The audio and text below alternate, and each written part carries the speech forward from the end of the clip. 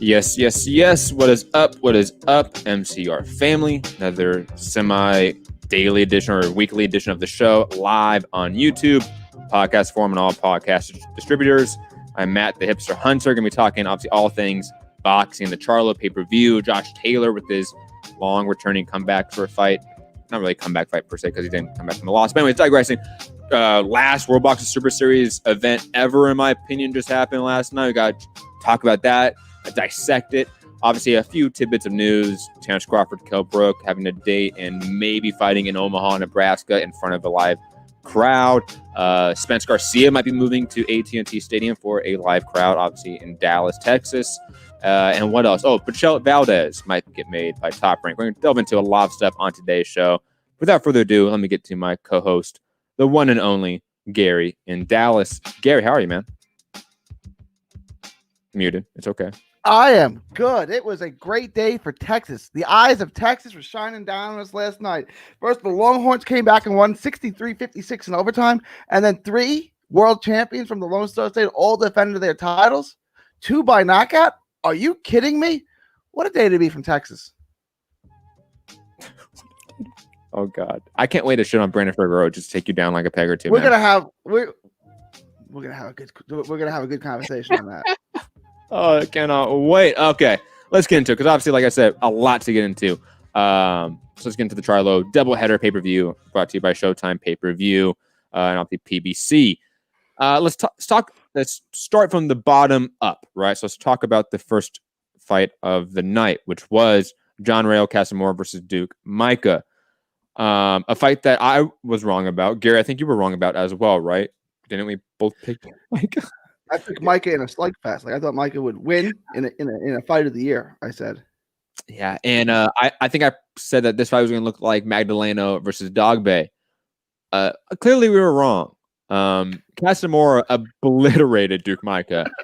Duke Micah was just not the level of Casamora from like a boxing like skill standpoint. Clearly, the athleticism of Casamora was exponentially better than Duke Micah. This was just like a one-sided beatdown in a way that even like Josh Taylor versus Kong Song wasn't yesterday. Like this was just, it got sad to a point where like, even though clearly Duke Micah was still standing up somewhat on off balance, I was just begging for someone to throw in the towel and to stop the fight. It just wasn't going to go anywhere that was going to be positive for him. And Casamora, like we said, or I said, was just absolutely dominant. Those combinations, the hooks he was throwing, it was hellacious. The speed, the velocity of them, goddamn. Gary, your thoughts on Casamora versus Duke Micah, man? I mean, that was an awesome performance by Casamora. Obviously, I was wrong. I think this was more embarrassingly wrong than even the when I picked Terry Flanagan to beat Prograis. But like I'm not alone in this, so I won't catch as much slack because other people picked Duke Micah too. Casamiro looked amazing. Like, when did he get this good? He's getting hooked up from his boy Pacquiao in the Philippines with the good stuff, right? Allegedly. Was that Alex Ariza in his corner? No, I think it was Memo, right? Memo, yeah. That's Memo, man. Where is he at? I don't know. I mean, he's not young. He's got a bunch. When did he get this good? There's something fishy about that, right? I was like, it was a baseball player, Brett Boone, who was like a utility player his whole career. And then one year he hit like 42 home runs. Like, this is the same kind of thing. It's like, when did he get this good? His power is all of a sudden freakish now. Something is weird about this. But no, that was an excellent performance. And I actually want to see him fight in the way now. Like, that's going to be a beast of a fight if that does get made. I think it's definitely it's the slugfest we might have predicted for this fight, right? Like, there's no way Inoue versus Casamora is a slow, tepid boxing match, right? Like, that is a full throttle, slugfest till one of them drops and is done for the night. I am interested to see whenever that fight gets made how that happens, and if Casamora's freakish athletic ability all of a sudden shows up there and he like can do that to Inoue, that would be interesting. I don't think he can. I think Inoue is clearly the better boxer. I think he's even maybe slightly the better athlete, has more power than Casamora. So I'm still leaning Inoue clearly, and obviously most people should. But damn, Casamora looked good. Like it reminds me in a way of like Ioka all of a sudden like coming into his own at like an older age, right? I like seeing that. I like seeing some of these older fighters get sort of a last wind in their career and have some real success in their divisions. Casemiro versus Rigo. Oh. Casemiro's not with Top Rank. I mean, with PBC, right? He's just been fighting on some of their cards. Yes. I didn't think so. Yeah. So this is the second time they've used him, but I didn't think. Yeah. Yeah, he's a Howard gun for sure. I mean, you know me, I'm kind of a Rigo fan. I might pick Casemiro though, to be honest, against Rigo in that matchup. But I've also been on how many times on record on this show trolling, saying that Rigo is going to beat Inoue. So. I don't know, man. It's tough. It's tough. I will say this: 118 is a great division. Yeah. Right. 115 to 122 right now has really developed with a lot of young talent. So that's great to see. Tell you who didn't make that division any better, and that's Charlie Edwards. He just skipped over 115 entirely. I mean, talk about a mediocre 118 pounder. And it's funny because he beat Christopher Rosales, right? He destroyed Rosales. I mean, Rosales came back a little bit, but he won 8-9 rounds in that fight. That Charlie Edwards decline from the Martinez fight is weird. That's one of those fights where maybe you just look back on and say like people just are changed after like a beat down like that. Yeah, it just happens. I think not to talk about the subject later. We're going to talk about obviously the Josh Taylor card and all that, but I think that's sort of what I think about when it comes to Charlie Edwards, that Martinez took his soul, and I love that because I'm a Martinez fan. But digressing, moving on, unless you have any other thoughts about Casemiro versus Duke Micah. No, that's it. All right. Next fight was, I think it was Brandon Figueroa, right? Was that the next one? Yeah. Brandon Figueroa versus Damian Vasquez. The fight that I know me and Gary are going to have. Get your popcorn ready. Get your popcorn ready. A 30-minute long debate. Here's my thoughts on it. Brandon Figueroa's lack of defense, his ability or inability to keep up with lateral movers is an issue, especially when he has issues with people like Damian Vasquez. Like the idea of Brandon Figueroa holding down and reigning at 122 seems a little bit far-fetched, even though the guys at the top don't really fit that category, right? That definition. You don't have a counter boxer that's at the very top level at 122. Maybe Stephen Fulton fits that description, right? That's probably the only person we can say that fits that description of a guy that can outbox Brandon Figueroa, which I think can easily be done by elite guys. So maybe I will give Gary some room in his argument that I know he's about to go on and say that Brandon Figueroa can beat all these guys at 122 because all these guys at 122 have a lot of parity between them. But we know for a fact Figueroa cannot stay at 122 for long. At 126, when he faces guys like Shakur Stevenson, Gary Russell Jr., like those types of fights, he doesn't win because he will get outboxed.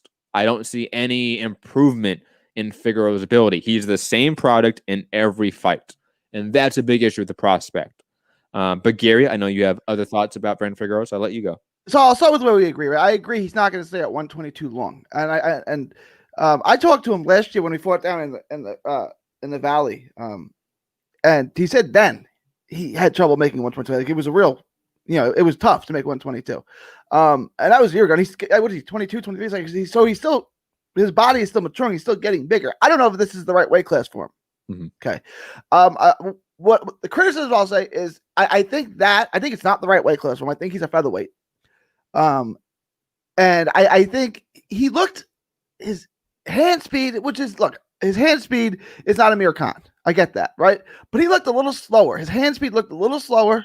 He just didn't look to have the same pep in his step. Like his footwork I thought was a little lazier than it usually is. His head movement he was getting, again, I know he's not Canelo Alvarez where he can stand and make you miss and make you miss, but his head movement is just, he slides it off center and does make you miss or picks it off.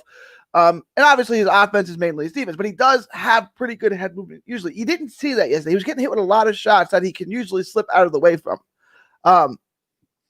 That being said, he's flawed, right? Obviously, I still think, not that he will definitely beat everyone in the division. He certainly could beat everyone in the division. Stephen Fulton doesn't like it to the body. He doesn't like the scrap.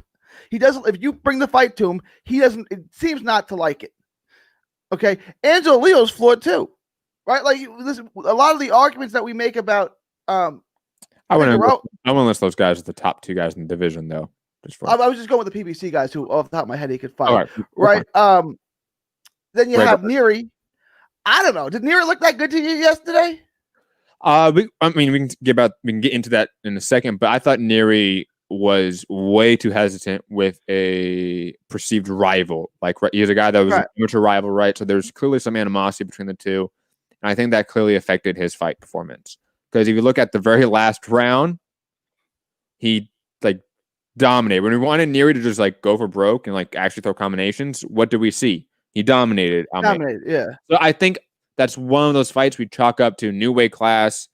It's a guy that Neary did not like and had personal issues with all the way back to their amateur days. I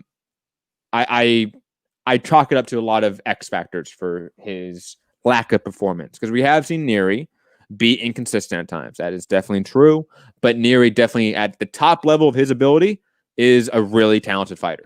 That's the one guy I may pick to beat him, but I can see Figueroa just out scrapping him and throwing more punches. Yep. And if he goes the distance, he can win a decision on volume. Then Roman. I mean, I like Roman, but he's flawed too. I mean, he gets hit a lot.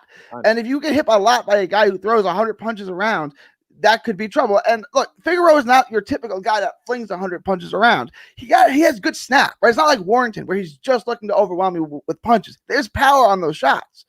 Why I said he'll eventually, throughout his career, he'll be a lightweight one day, right? Because he's got power and he's got the size to carry the weight. And then who else are we missing in that division? I can go down the list. Ray Vargas. Oh, Ray Vargas is trash though. They all beat Ray Vargas. Every guy I just named beats Ray Vargas. You don't think Daniel Roman beats Ray Vargas, do you? Pay on. It's been a while. What was the last time Vargas won? It's been a while. I kind of think of Vargas the way that you think of what's his name? Oscar Valdez. Like, this guy's not good. He's not good. That's so mean. Oh my God. No, I kind of view Ray Vargas as a Manuel Navarro, to be honest. All the hype that Manuel Navarro got, I felt like Ray Vargas should have had that a year before or 2 years. But he was a Golden Boy fighter, so Oscar didn't know he existed. That's probably true. Yeah, that's a big issue for sure. Also, I mean, Akhmadiliev, who beat Daniel Roman. That's an interesting one. I want to see Akhmadiliev again. I do too. I mean, that only has 10 fights, something like that. No, 8 fights. 8 fights. Reese Alim, that would be an interesting fight. Talk about that would be a tough one because Reese Alim has snap too. He's got more power. Reese Alim is good. He's good. He's really only had that one fight of note. Here's the deal, okay? Tremaine Williams can outbox Brandon Figueroa all day. Tremaine Williams just gets lazy and gets uninterested, right? It's kind of like a Zab Judah thing. He looks great for 3 rounds, and it's like, not into this anymore. Whenever I'm dealing with a fighter like Brandon Figueroa, who's just kind of just a blood and guts fighter that can be outboxed by largely, top 20, top 25 opposition still, I can't view him in the light that you view him as, the next guy in the lighter weight classes. Can Berchelt be outboxed? I don't know, because he outboxed a Olympian in Francisco Vargas. That's true. Francisco Vargas, I don't think medaled in the Olympics, but I know he was in the Olympics. So I don't know about that. I think Berchelt's a sneaky, talented boxer in terms of his ability, his fundamentals. Kind of like Mikey. Mikey is not a flashy boxer, but very few people can outbox Mikey Garcia. Very few people can outbox Miguel Berchelt. Very few people can outbox people like Ray Vargas. You're right. If you can get Figueroa into a boxing match, a pure high-speed chess match, you beat him. No, absolutely. But he comes at you. He switches stances from the southpaw stance to the conventional stance, to the conventional stance to the southpaw, so seamlessly and smoothly, mid-combination, makes you miss. It wasn't yesterday was not his best performance. I think he was drained. I don't know, maybe it had something to do with making weight in the bubble. I don't know. It was his best performance. I'd seen him look better. That being said, even that version of him, I still think could beat everyone in that division. I mean, yeah, he could in theory, but I don't pick him. That version of Brandon Figueroa, I don't pick to even beat Daniel Roman or Tremaine Williams. I don't view it. Damian Vasquez was winning rounds at times. And Damian Vasquez lost a fight to Payano, and that's his only loss. We've never seen him before or after until now. But like, yes, you're going to be, especially early in the fourth round. Figueroa dominated. It changed the fight, but especially early, if you're a good fighter, you can win rounds with Figueroa. It's like Margarito. It's like, yeah, if you're a good fighter, you can win rounds, but can you sustain the storm? Margarito with the loaded gloves. Margarito without the loaded gloves was kind of exposed. But the storm isn't that impressive in my opinion either. Like, I think I think a shot selection is pretty decent. I like his attention to the body, of course. I don't think he has the most insane power. I think that he can get stuck in no man's land often. Like, there's a lot of things in terms of like an aggressive swarmer. Like, he doesn't check off for me. He does in some ways, but I just do not see him having long-term success at the very top. I don't. Can he win a fight against some of those top guys? Yes. Can he win them consistently? I don't see that yet. Like, I still see the guy that struggled against Ceja. Ceja was a featherweight for that fight. It was a super featherweight for that fight. Yeah, but you said he can move up to lightweight and That's not today. That's over time. As his body grows, as he gets bigger, he can work himself up to 135. He's 5'10", right? 5'9", 5'10" as a 122 pounder, right? I think right now he's a featherweight. I know he wants to stay at 122 because there's a lot of good fights for him at 122. Like you said, all those PBC names and guys who fight on PBC, they can easily make fights. But I think right now he's fighting in the wrong weight class. I think he's a featherweight.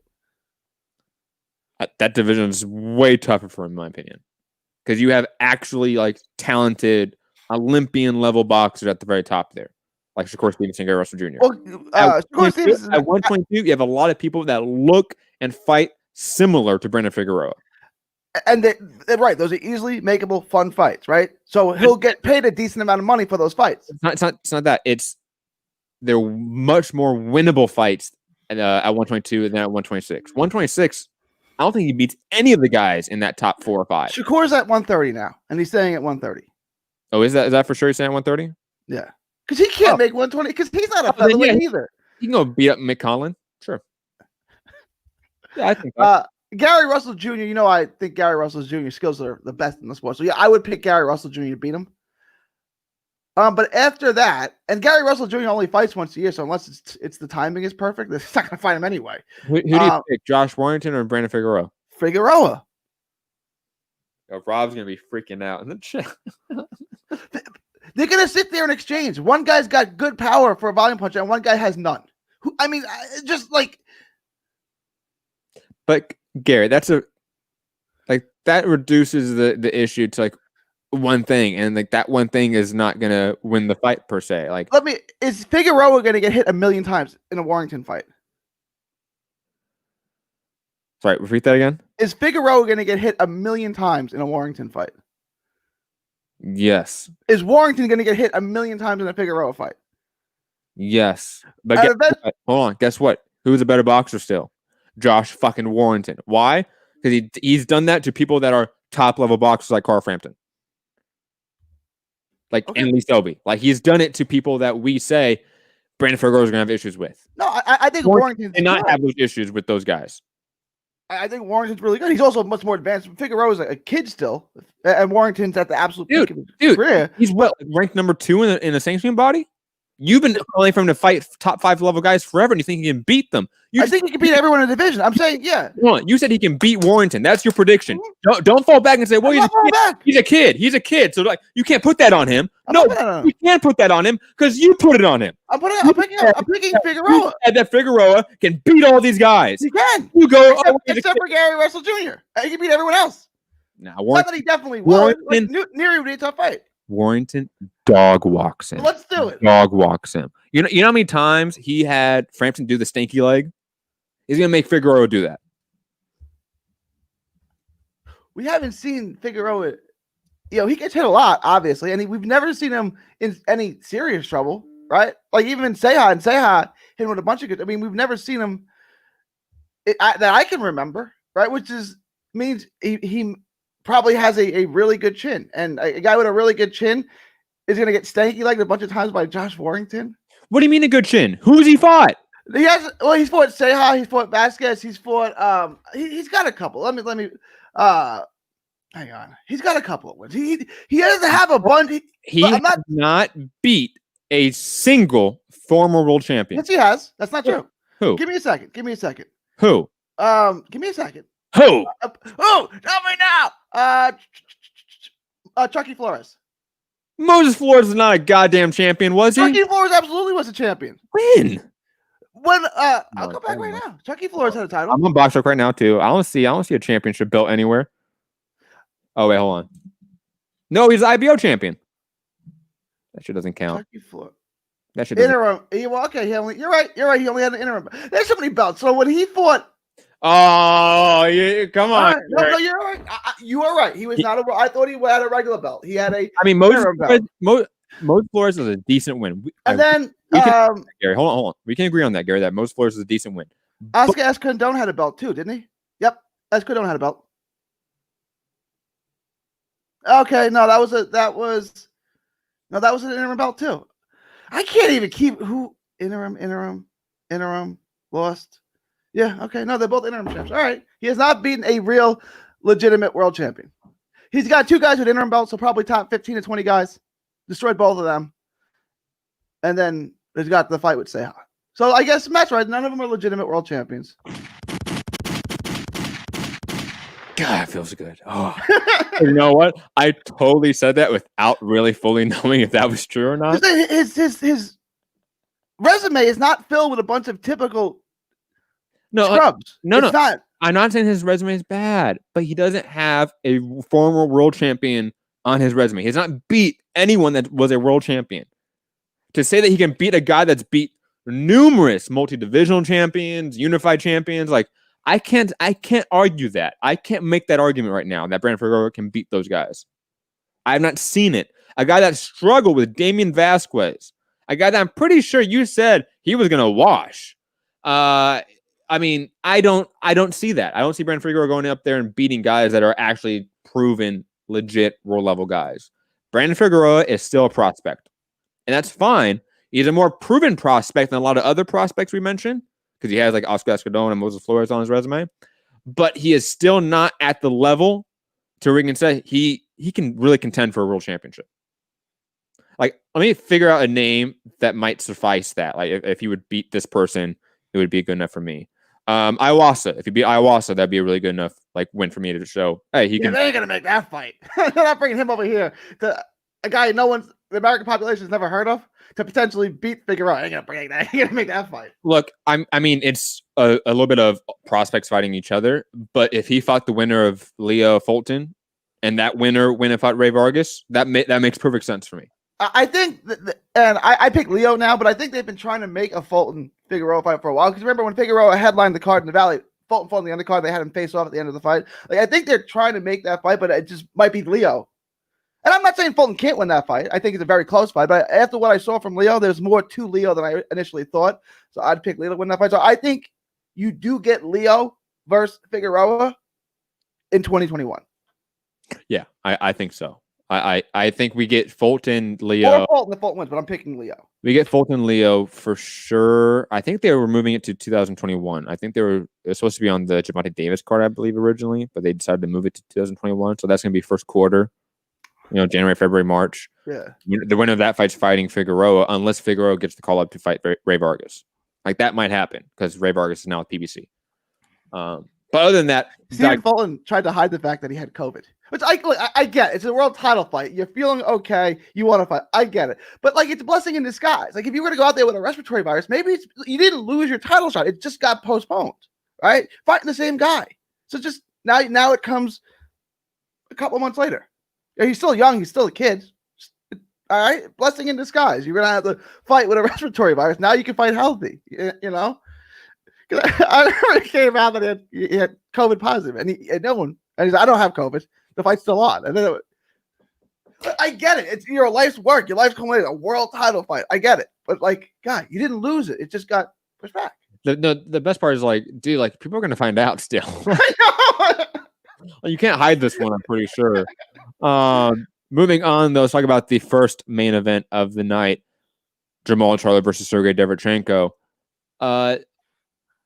I think we both picked Jamal Charlo to win, right? Yep. I think we were right, obviously, in who won, but we were deeply wrong in how the fight was going to look. Because this fight, I think we both thought was going to be a little more action-packed and a little more back and forth and competitive, where Derevyanchenko was winning round and round. We thought he could, maybe even arguably win the fight to a degree. But it wasn't that. It was Charlo coming in here putting on a little bit of a boxing clinic on Derevyanchenko, where I thought Charlo's defense looked superb, where I thought he was blocking and slipping shots quite well. I mean, the best defense we've seen from Charlo in some time. I thought his shot selection was great. I thought his sort of strategic moves throughout the fight, tactical moves throughout the fight, I thought were superb. I thought the cornering by Ronnie Shields was fantastic on top of it. And even Andre Rozier with Derevyanchenko, I thought the cornering was fantastic on both sides.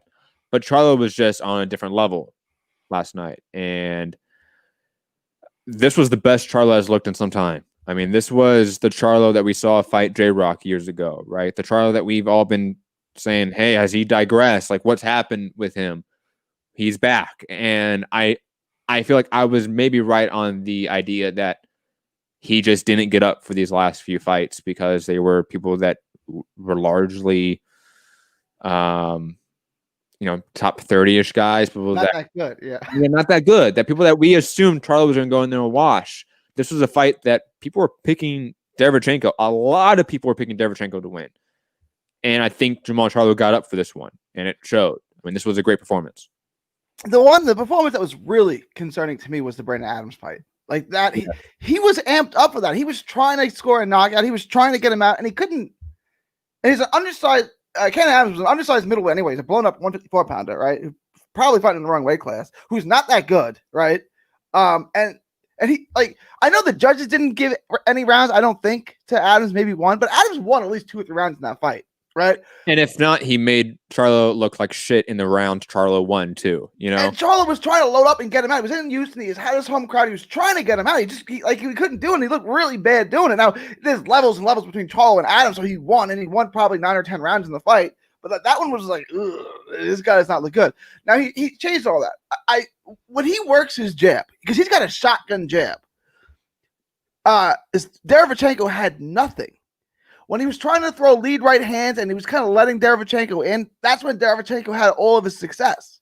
There were some rounds where Derevyanchenko won, right? And it was mostly because Charlo let off the gas with his jab. When he works that jab, he becomes the perfect boxer puncher. That's the guy who, when he was coming up, I mean, I'm like, this is the guy. He's a skill boxer. He picks his power shots really well. And that was a problem in the Adams fight where he was trying to load up and everything. He was kind of swinging wild. And Jamel still kind of swings wild at times too. But his shot selection with his power shots, his big shot, he picked really well. If Jamel boxes like that, I think is Canelo still in the division? Right? Because obviously I don't think he can beat Canelo, but he may be able to beat everyone else in the division. I agree with that. I think what we saw last night, I think it's safe to say that if you think Charlo beats everyone in the division, say Canelo, that is a safe assumption at this point in time. Like maybe Andrade gives him some issues with his lateral movement, but I don't know, man. Like you're gonna have, like you need to be not only a great boxer to beat Charlo, you need to have power. You need to have athleticism. You need to have the size, I think, to compete with him as well to a degree. And kind of like the only person that fits any of that, all those categories would be Canelo, right? Canelo has the movement, the boxing ability, the power. He may not have the height size, but Canelo is brawlic as fuck. I mean, he moved up to 175 and knocked out Kovalev. But Triple G, I think, is past the expiration date. And plus, I think Triple G style is not the style to beat Charlo, really, to be honest. And who else is in the division that really can contend right now? I mean, Jacobs has left the division. Saunders has left the division. That's kind of it right now is Triple G and Andrade. And I think Charlo beats them both. But I do want to see both fights. I think those are the next fights to make. Like, whichever one is the fight to make that fight. Hopefully, the numbers for this pay-per-view are decent enough to where, like, you will have a DAZN, you will have a Matchroom approach and negotiation with Charlo, maybe a little more of a cordial nature, and you might see an actual fight get made. Because right now they do view themselves, especially with Triple G, as the dominant A side in the negotiations. And this would be the fight to where that would change things. People will talk about Eubanks in the chat. I think Johnny said it perfectly. Charlo would kill Eubanks. Yeah. That's not please. Eubanks is not good, right? Do you think the pay-per-view, if he fought Triple G next, would be on the PBC side, Fox or Showtime? It depends on the number of this pay-per-view. Yeah, I think it would. Like they could offset. Like if this does over 100,000 pay-per-view buys, if this does over 100,000 pay-per-view buys, yeah, I will assume that we get a Triple G Charlo pay-per-view, and DAZN be a part of it, and Fox or Showtime be a part of it, and you get sort of a co-network deal there. And DAZN deals with terrestrial TV, and they deal pay-per-view. Like I'll just be honest, like I don't see why DAZN wouldn't do that at this point in time. Like they have to create some income right now at this point in time, and they have none. And I don't think trying to overpay like guarantees and such for a Triple G Charlo fight on DAZN, you just ignore that and you just kind of go towards pay-per-view and terrestrial TV. Like you have to do that at this point. DAZN can't overpay for content that they won't get subscribers for. But I think on actual TV, you're going to get more traction and more eyeballs on that for sure. Agreed. Just like if I think Canelo Jacobs was on like HBO pay-per-view, that would have done 1 million pay-per-view buys. Yeah. Like I'm sorry. Like the amount of people that have a TV, people that still haven't, cord cut per se. Even not that, like you can buy the Showtime pay-per-view on Showtime anytime. You know what I mean? Like you can do other things. My dad wanted to watch the Canelo Jacobs fight, right? And he really only watches like big time boxing events. I mean, I grew up and he used to watch a ton of boxing and he just got away from it.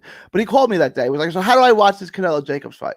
So now I'm trying to explain to a 65-year-old guy how you like forget it. You want to just come over and watch it? Like just don't worry about it. I can't explain to you how to download an app on your phone or your smart. Do you even have a smart TV? I don't even know. Just come over and watch it. Yeah. Dude, the other day, last week, or maybe the week before, I had to go to my parents' house and hook up all their smart TVs. Dude, man.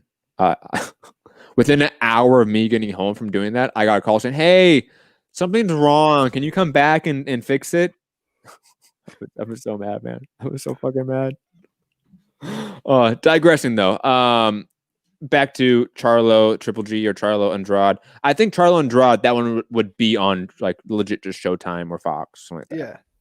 Yeah. They might even skip pay-per-view for that one, but at this point, it depends on the pay-per-view buys for this one. Again, I don't think Andrade, even before this pay-per-view, was an A side or had any room for negotiation with Charlo. To be quite honest, Triple G though is the question mark because Triple G was in 2 very big pay-per-views with Canelo. Can he get Munguia? Wait. Like, can Charlo versus Munguia? I will slap you. Oscar's into that fight. When I was at the weigh-in for the when Munguia fought the Irish guy, Spike O'Sullivan, Oscar's like, he wants to come back to Texas and make Munguia versus either one of the Charlo brothers. He's not going to do that now because Munguia would get trashed and then he would tarnish him, right? He's got to get Munguia a good knockout against someone and then throw him in with Canelo. Cash in on that, right? Like Terriano Johnson beats Munguia. I think so too. That's why that's the wrong. I mean, it's a good fight. I'm glad they made it because it's an entertaining fight.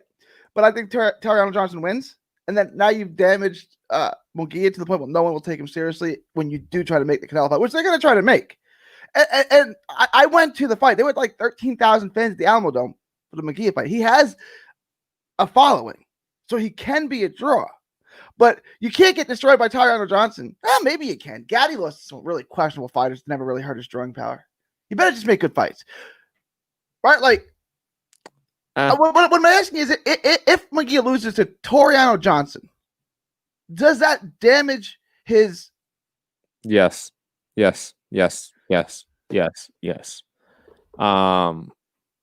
And look, like star power does fade after a while. like we had the Chavez's fight on Friday. Did you watch it, Gary? I did not. I didn't watch it. Did anyone in our chat watch the Chavez's fight? Chavez Sr. or Chavez Jr.? Did anyone actually watch that garbage? And I heard Chavez lost, so that's why I actually watch it.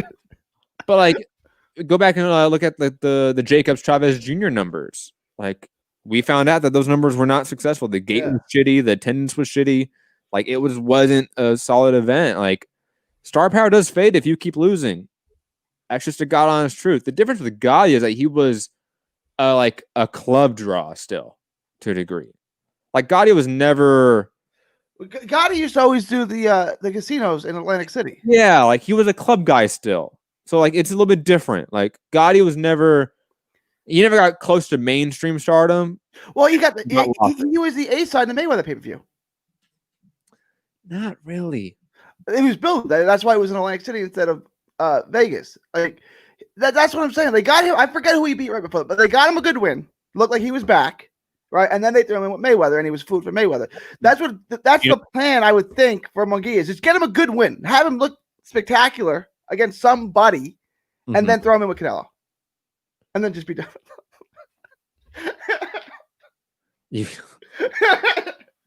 Rob, I fucking love you, man.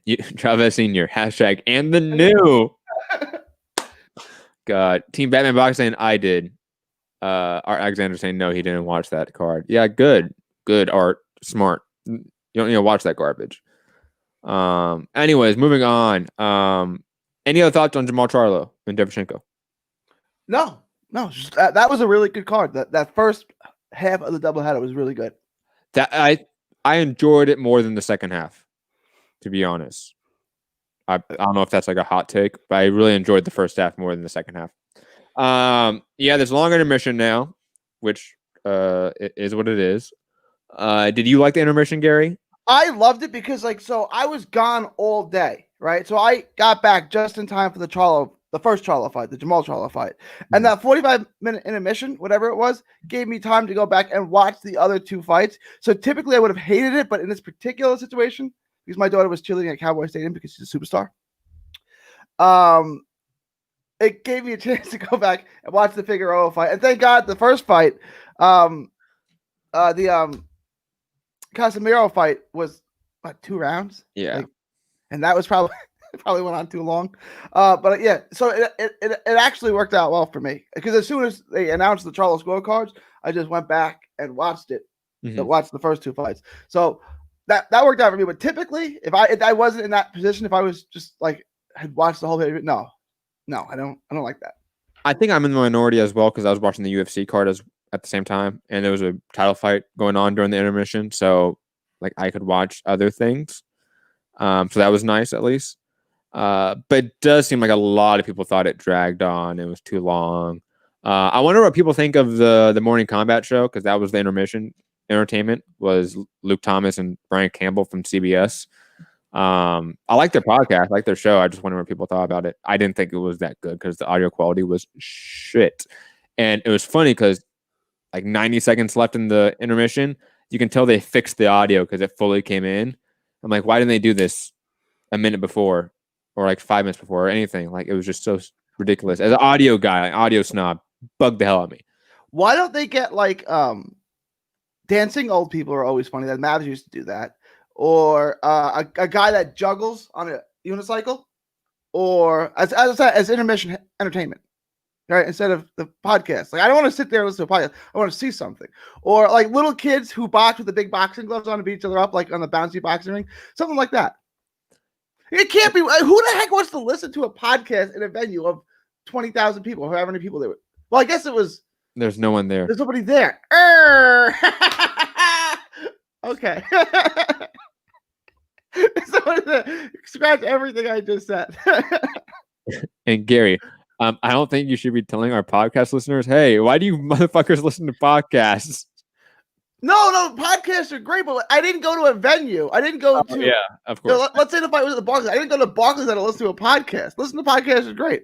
I listen to podcasts hours every day. It was on that note a little bit. I think it was the Roman Gonzalez Quadras card. I want to say. It was at the Forum. And the Kelbrook versus Triple G fight in the UK was at the same day or on the same day. Instead of opening up the venue to everyone that they said, hey, we're going to view the fight of Triple G Kelbrook before the Roman Gonzalez fight,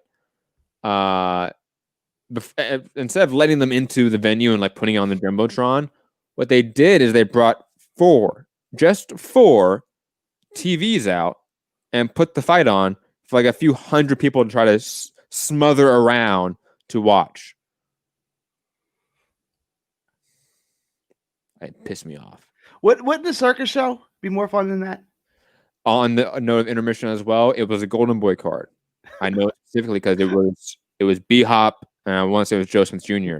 Okay. A card I went to, I did not see that fight live. Why? Because I left the card. I went home.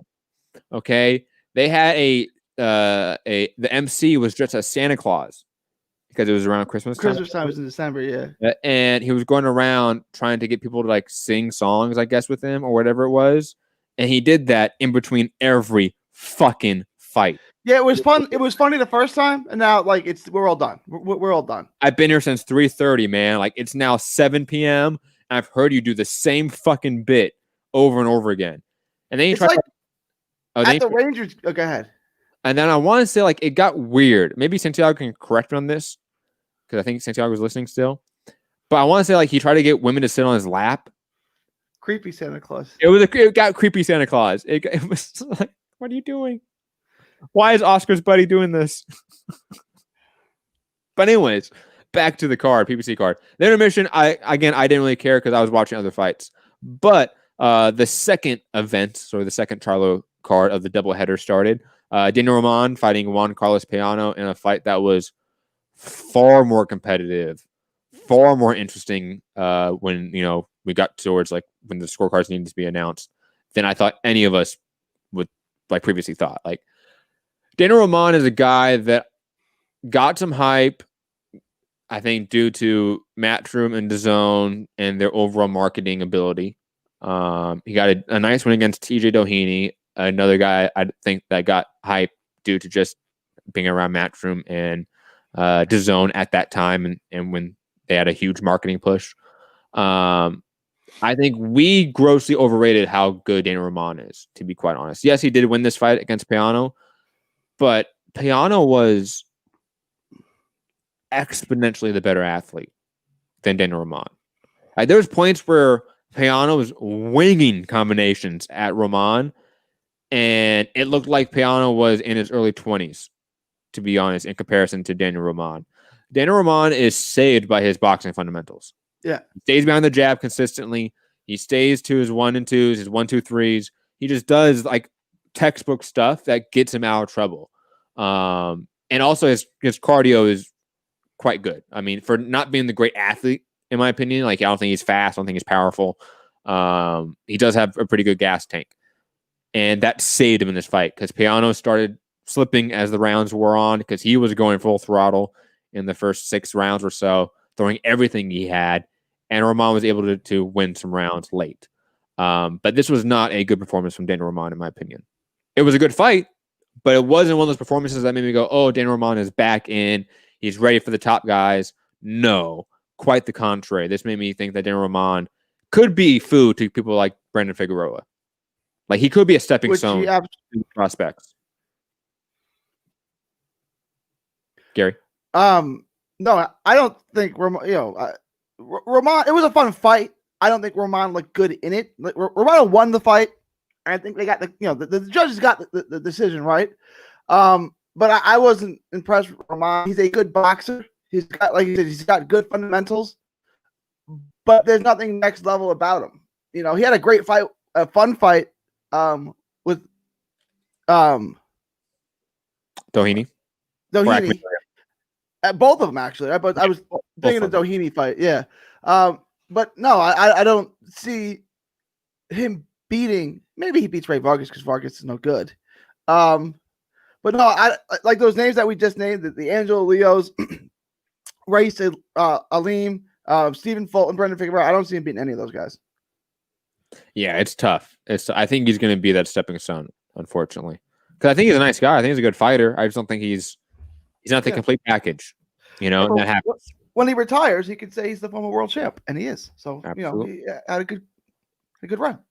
And again, shout out to Peano, because Peano looked really good in this fight. Like that was the only guy that beat Damian Vasquez, by the way. So maybe Vasquez is not as bad as we thought going into.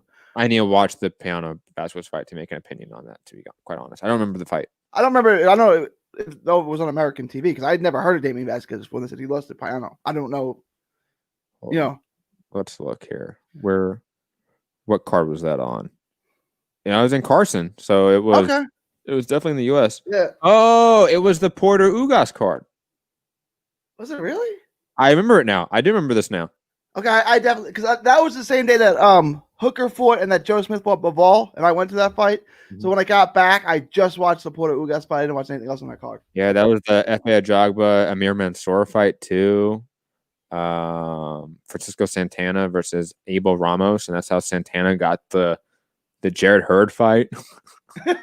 Coming off a loss to Abel Ramos. Woohoo. But yeah, I do remember this fight. I remember Peano dominating, because he was dominant in that fight. But anyways, digressing. And then also we had Luis Neri versus, what was his name? Almeida. Aaron Almeida. And this was one of those fights where I think, we talked about it earlier in the show. I viewed this fight, I chalk it up to Neri being nervous or having some anxiety, or whatever it may be, what term you want to use, with facing a old rival. I felt like he was thinking too much. He was overthinking everything. He wasn't just acting. He wasn't just going for combinations like he usually does. And the second he did in the last round, when his coach was like, and Eddie Renesa was like yelling at him, like, dude, you got to throw fucking combinations, man. And he did. He was going for broke in that last round, trying to get a knockout. And it was clear that, if he did this in round 1, Almeida would not have lasted 8 rounds, 9 rounds, 10 rounds, in my opinion. Neri just overthought this fight drastically, in my opinion. Maybe I'm wrong, because Neri does sort of present an inconsistent career at this point. But I still think that Neri is top notch, top level, and he can beat any of these guys at 122. Yeah, he could. He might be, the best fighter in the lot, but there are a lot of inconsistencies with them. And I was going to ask you, it seemed like 2 different fighters. The one we saw in the first half of the fight, and the one we saw in the later rounds.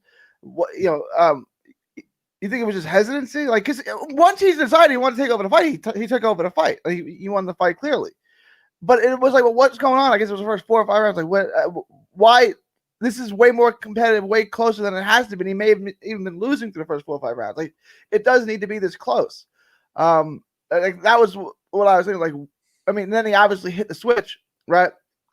And then it's like the Lakers, right? The Lakers lost the first game to Portland. It's like, okay, enough of this. And then they dominated. Like, that's kind of how I felt with the Neri fights. Like, well, why did you, like, what took so long to get it going?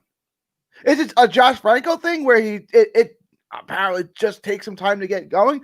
But that doesn't really seem to be the history with Neri. He's got a lot of early knockouts and things like that. I don't know why, what happened there that it. Some guys can just, they're mentally checked in or they're mentally checked out. And it looked like he was mentally checked out for the first 6 rounds or so. Or again, overthinking it, I think is the better term to use. Like, it was clear that he was like trying to like outbox this guy and trying to like out jab him, and he was just so like dialed in on the battle of the jabs. And that's just not who Neri is. Neri's a guy that should go for broke at times. He should have sort of these bursts of energy and violence. That's how he usually wins fights. Is that all of a sudden, boom, he just takes you out by this, 4-punch, 5-punch combination of flurry he throws at you. That's what he does. He goes from 0 to 100 real fucking quick, and he kind of went from 0 to like 40 throughout the fight. And I don't know what. It looked like he was just not mentally there for whatever reason, whether it's nerves, whether it was anxiety, whether he was overthinking things, whatever it may be. And also, like, some guys are just inconsistent, like we saw with Jamal Charlo, right? Like, if you are the type of fighter when you are put in there with the top level guys, you perform well, but the guys that aren't great, you kind of fuck around with. then I'm okay with that to a degree. Like, I understand it. As long as you show us, like, you can always bounce back with a tough fight and dial it back in, then I don't mind it too much. I understand it. I get it. I get, like, not being 100% focused on something that you're not, like, passionate about. Like, 1,000%, I get that. Yeah, but isn't this their passion? I mean, they're fighters. They fight for a living, right? Like, you know, they don't go to the office every day and put numbers in a spreadsheet. Like, they fight. Like, that's what they do. They're fighters. I get it, but Gary, come on. What do you think is, first off, all work in terms of, like, under, like, our system, right? Capitalism is monotonous to a degree, right? Because you're doing it over and over again. You have to do it for a career, right? It becomes monotonous. On top of it, imagine every day you walk into your office and get punched in the fucking face. And you do that from the time you were 5 years old. That's your office. Okay. You have work as a child. You're doing child labor. You're getting punched in the face, right? And then in your mid-30s, like, you know what? Fuck it, man. Like, you know what I mean? Like, I kind of get it. I kind of get that sense of, like, it's still a job. And there's some days you don't care about your job as much as others. Not Kobe. Yeah, but Kobe was like, you know, that's where you talk about, like, the Mayweathers to a degree, right? Yeah, no, Like, that level of drive is just different. It's just, there's something, like, loose in their minds to a degree. Like, you have to be a little bit crazy to have that drive. Most people are like Keith Thurman. We're like, you get the Pacquiao fight, you're dialed in. Vince Carter came out, he's like the best player in the NBA. And then, like, when he got traded to the Nets from Toronto and he was averaging like 17 points, he was like, I really haven't been trying that hard. Well, he got paid. He's rich beyond belief. He's on a team, which if he goes all, that had just traded McGrady. Remember? And then they got rid of McGrady. And so it was just Vince Carter. Maybe if he played all out, all 82 games, maybe they could sneak in as the 8th seed and get dominated in the first round of the playoffs. It's like, I'm just not into this. And they got traded to the Nets. He's the best player in the league again. It's like, whoa, what happened to this guy? It's like, yeah, I wasn't really trying that hard with Toronto. But I get it. Like, I get it. If you gave me $100 million today, I'm not gonna work that hard the next day. Like, Kobe would, Tom Brady would, right? But, like, Floyd Mayweather would. But, like, people won't. Yeah. and like, that's not a bad thing either. I will say, like, if you're fighting a tune-up and, like, you're a, I don't know, you're a Keith Thurman or you're Anthony Joshua or you're a Triple G, and you're not 100% focused, but you still watch them, like, I don't care. Like, actually, if you gave me $100 million, I would never go to work again. But that's besides the point. Let somebody else have the job, right? Like, you're taking up a job from the economy at that point, right? Let somebody else have it. Unless you really absolutely love your job and it gives you purpose and drive. If it's not, like, if you're sitting in a cubicle answering emails, putting in numbers to a spreadsheet, I'm not, like, you know, I looked at graphs for hours out of the day. It was mind-numbingly boring. It was a job, right? If I had $100 million, let somebody else have it. Somebody else would love to have this job. I don't need it. Let somebody else have it. Seriously. I tend to agree with that, Gary. Especially, you know, any sort of, like, bullshit job like that. I don't want to call it, because there's a purpose to the job, right? Like, I mean, but I mean, it's not anyone's passion. This is not, you know. And there's also some boxers that, you know, this, Gary, like, this is not their passion. Which is weird because it's a violent sport. You know what I'm saying? Like, you can get hurt. If this is like baseball, you can get by, right? Like basketball, you're not going to get seriously hurt. This is a tough sport to make a living in if it's not your passion. But you're right. I mean, sure. Like, I don't think Danny Garcia is, like, passionate about boxing. No, but he seems like conspiracy theory, though. That's not shocking at all that you said that. And that he believes conspiracy theories. Not shocking at all. Knowing him and his dad. Yep, that makes sense. Main event, or I should say the second main event of the night, Jamel Charlo versus Jason Rosario. What a weird fight this was. First off, if you take away the very, very weird knockout, this fight was really fun. It's back and forth. You had momentum shifts. Yeah. You had knockdowns. You know, like, I think there's the 7th round knockdown was really, really good stuff. Round 6 it was. And again, like, the momentum shifts were awesome. Like, Charlo was clearly, I thought, winning the first, like, round or two. Then Rosario came on and started really imposing his will, imposing his size, was landing combinations to the body. And then all of a sudden, Charlo was landing some nice power shots, and they were clearly affecting Rosario. And then in the 8th round, you had what happened, which I still don't know how to describe and contextualize perfectly, because what happened seems to have been that Jermell Charlo threw a body jab that partially landed on the stomach, and it proceeded to give Rosario life-altering convulsions. It was insane to see, to be honest. And I was telling Gary before the show started, live when the fight happened, I missed the jab to the body. I was looking away from the screen, talking to my kid, and I look back and I see Rosario on the ground convulsing. And I'm thinking something really bad happened, like in terms of a huge right hand or something to that effect. I'm thinking, oh shit, I should probably maybe turn off the TV. Something bad's about to happen, right? Well, my kid to watch somebody die, right? And then I hear the commentator say, how did that happen? It was a jab to the body. I'm like, what? A jab to the body, and then they play the replay where it shows it hits the elbow, right, and it hits the stomach. I don't get it. It makes no sense to me. Like I've been in sparring tons of times where I've been hit to the kidneys or the liver or the solar plex, and I go down. One, there's never been a jab to the body that's done that. Yeah, that's what I'm saying. Never. Two, I've never had convulsions like that. Like that was, again, I thought he was having seizures. Like it was in such a, I don't mean to diminish it, but like cartoonish reaction to the punch. So it's weird. Like I'm not saying like it's a dive like some weirdos out there saying. Like shit happens. Like I've seen enough fights in my time where like I've seen people just twist their bodies and like a rib pops out. Right? They don't even get hit. They twist the bodies in a weird way and the rib pops out and they have a dislocated rib and they go down. Like weird shit happens in combat sports and fighting, and injuries happen. Like it's not far-fetched, but again, I have never seen anything like that. So it's crazy.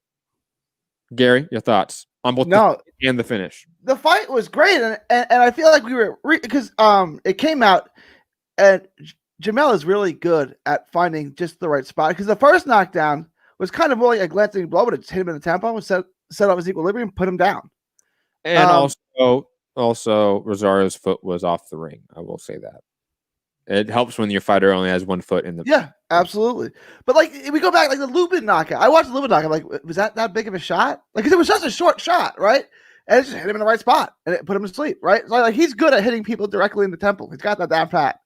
Then like so the second round, I thought Jermell did good, but you could see things, the tide changing. And I thought Rosario won 3, 4, 5 and was winning 6 big until that big shot from Mel landed and put him down. And that changed everything, right?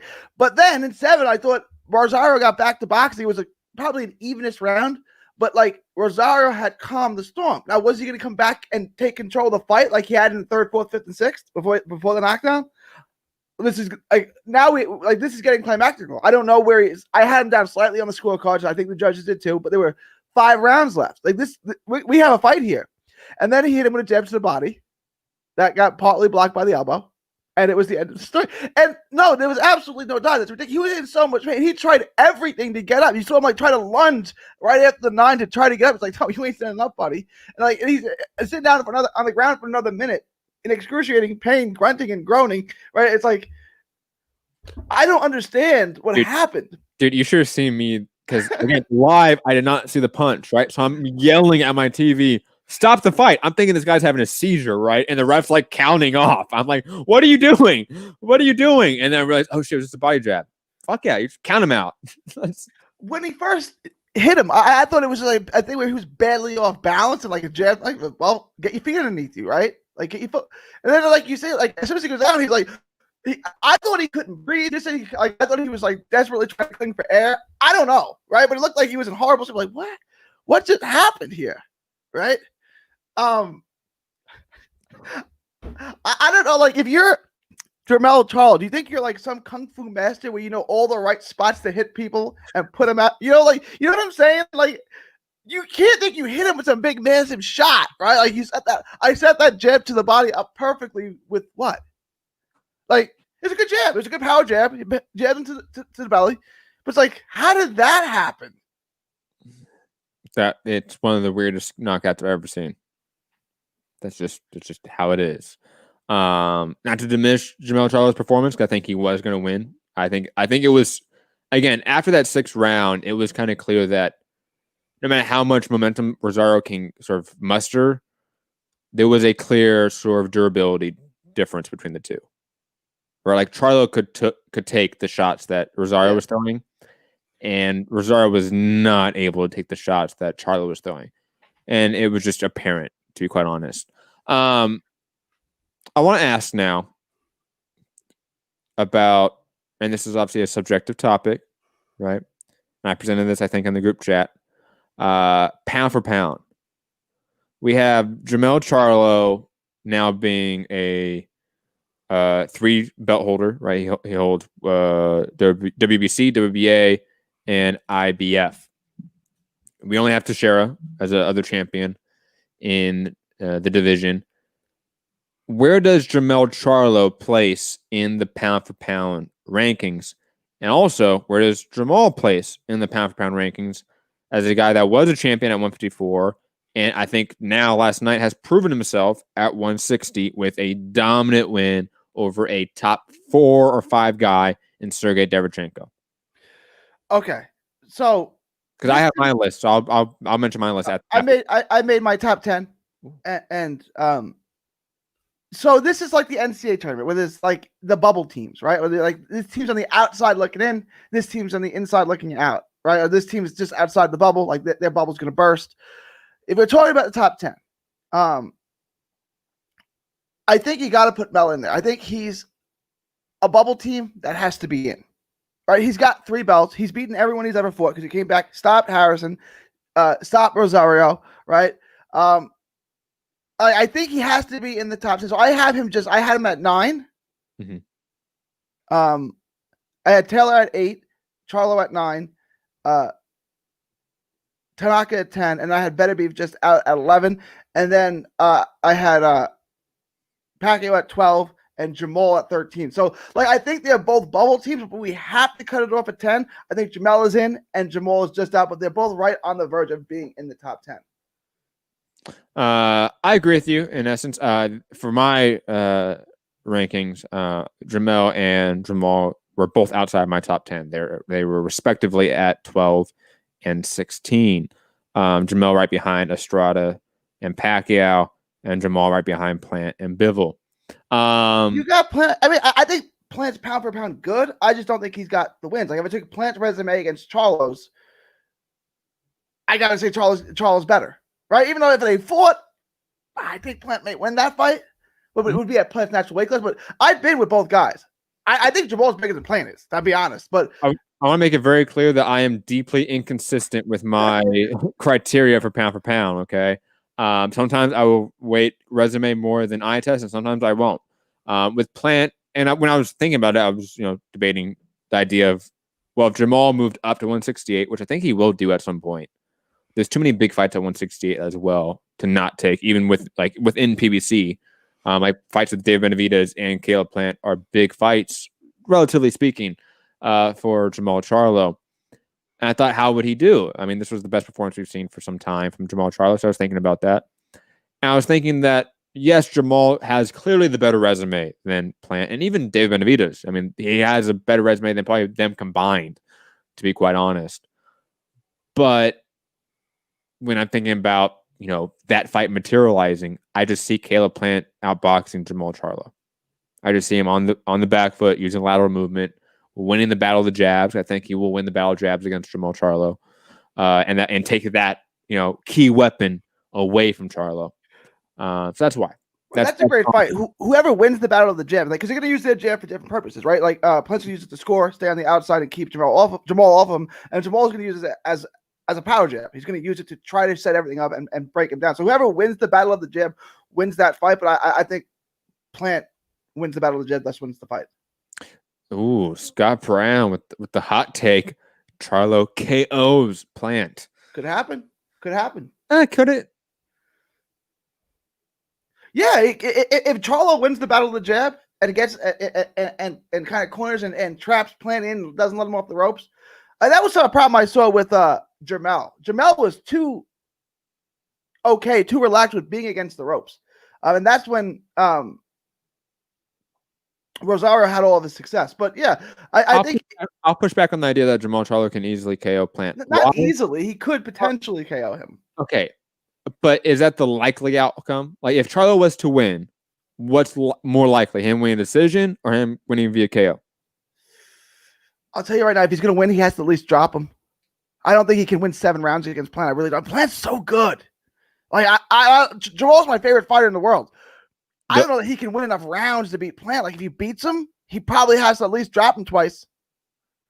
I think his Plant is such a good boxer. I'll say this, okay? Out of like the top names, like the real top names that Jamal has faced, Derevyanchenko, Korobov, J-Rock, and Austin Trout, he's only finished one of them. Yeah. Yeah, no, I get what you're saying, and he didn't even come close to finishing the 2 slick boxers that he fought. And if you thought Korobov and Adams were good defensive, wait till you get Caleb Plant in there, right? Like, who will fire back on you too, right? Caleb Plant, like, if you said to me, you have to pick one guy. Not that you favor him to beat Canelo, but you have to pick one guy who you think has the best chance to beat Canelo. Right now, I think it's Caleb Plant. Like, I think that Caleb Plant's really, really good. I mean, Scott Brown, you're right. I mean, Plant hasn't really beat anyone except for Foogatti. That's true. But the Notre Dame football guy, and not Andy Lee. Mike Lee? Is that Mike Lee. Who was the Subway guy? yeah. God damn it. Yeah, I know. But I mean, I picked Caleb Plant against Benavidez. Yeah, absolutely. I picked Caleb Plant against Billy Joe Saunders. Yeah. I picked Caleb Plant against Callum Smith. Hot take? Is that a hot take? I don't think it's a hot take. I think he'll be in the minority in that, but I don't think it's an overwhelming minority on that. Like, I think most people. That's a good fight. Smith is just a taller, skinnier Jamal Charlo. And white, of course. Yeah, I think that's a good comparison. I mean, they fight a lot alike. They use jabs, power jabs. They set up, good shot selection, but they're not high volume guys. That'd be a good fight too. I can't wait for Jamal to start like actually fighting like the names that we keep mentioning: Triple G, Andrade, Canelo, Plant, Benavidez, Smith, Saunders. Like, those are all fights I want Jamal Charlo to have for the next 3 or 4 years. And if he wins half of them, that's a great legacy. If it was half of them, he's in the Hall of Fame. Yeah, if you guys overthink the Hall of Fame, you don't have to be that great to be. I can name a bunch of good world champions who have some good wins who are in the Hall of Fame. Where you're like, that guy's in the Hall of Fame. Hey, trust me. You don't have to be Ray Mancini. Ray Boom Boom Mancini is in the Hall of Fame. Got good wins. Like there's a bunch of guys like that. You're like, okay, yeah, guy had a really good career. Hall of Fame. Yeah, he's in the Hall of Fame. Moving on. Any sort of temperature gauge on pay-per-view buys before we move on to other subjects? Like, how is your feeling out there? Your temperature of your normies out there. Did any normies call you about the pay-per-view? Yeah, me neither. I saw Kevin and I only tweeting about UFC, so I was like, he's not even watching it. No, I'm not changing my prediction. I don't think it did. I had a buddy text me about the UFC pay-per-view too. I was kind of mad. He texted me, he was like, "Hey, you watching the fight?" And I'm like, "Which fight?" He was like, "What do you mean, which fight? The UFC one." I'm like, "Oh, you don't even know there's a boxing fight." God damn it! It was a shame. It was a really good card. If anyone buys it, they're gonna get a really good night of boxing, and they did. And I just don't think anyone bought it. Yeah, I'm probably lowering my prediction slightly from like 165 to more like a 125. Because like it wasn't even like my Twitter was going off with everyone talking about the fight. There was a couple of people who were talking about every fight who were talking about this fight, right? So it's like I really don't think this thing moved the needle. Yeah, you are right about that. I didn't see like Twitter go off like I wanted or not wanted to, like I thought it would. The UFC card people that tweeted about the Nestor Bravo fight on FS101, like the same people tweeting about this fight, and there was no one really extra. The UFC card had a lot more traction for sure. That's without a doubt. And for those that want me to talk about it, I understand, but I've always said I hate talking about MMA by myself. I don't think I'm smart enough to talk about it by myself. I don't think I'm talented enough to talk about it by myself. If you guys want me to do that, then just say so. If you guys are okay with me speaking a little more of a casual sense about MMA, I'm totally okay with that. I'm just always scared, to be honest, of giving you guys like an inferior product, like inferior entertainment. This is supposed to be entertainment to you guys. Where's Anthony Walker? He's busy. All right. Anyone out there want to do a basketball podcast? Anyone basketball centric? No more than me. You want to carry the show? I see. I'm like you, Gary, where I'm like, I want to be the B side. Yeah. To a basketball podcast. That'd be fun. Not the A side though. Fuck that. No, I'm good without that. That sounds like way too much work. Anyways, moving on to the World Boxing Super Series finale. I only watched the main event. That's all I watched. I didn't watch. Yes. There was nothing else on it of note, right? I mean, I had the card on, but was I watching the undercard? Fuck no. Okay. No, there was no one of important that really fought on this card either. Like it was bad. But you had the great main event. I mean, Briedis versus Dorticos. And I want to say I was like completely right about this fight. That Briedis was going to outbox him. He did. His lateral movement was going to give Dorticos issues. It did. Dorticos is still pretty much just a plotter. That's true. Like I feel very vindicated about this fight in comparison to the others. I was wrong about a lot of fights last night, except for Maris Briedis, who is arguably a pound-for-pound guy as well, I should point out. He's in the top 20. Top 20, yeah. You can't get 20. No, not top 10. No. Top 10's like, yeah. It's only 10 people. Like, that's hard. That's tough, yeah. But yeah, no, he's probably. I said before the fight, I think he's the most underrated guy in the sport. He just lost to Usyk, and he lost a competitive fight to Usyk. Like that's it. Like somebody has to win that fight, somebody has to lose. It doesn't mean he's no good, right? Like Leonard beat Hagler. Does that mean Hagler's no good? No, lost, and he didn't really lose either. That's 40 years later. It's okay. Let it go, Gary. Because he'd rally at the end of the round to throw a bunch of combinations. Some of them was length. That means he won the rounds. And the one guy. It was the Italian judge had a 118-110 for Leonard. What fight was he watching? Like that fight was close either way. 118-110 is similar to Canelo versus Triple G. It's like you didn't even. We're talking about the same sport that created an entire division just for Sugar Ray Leonard. Yeah. I mean, 168 was created solely for him to get another belt before he retired. And he weight drained a light heavyweight champion to 168 for that fight. Yeah.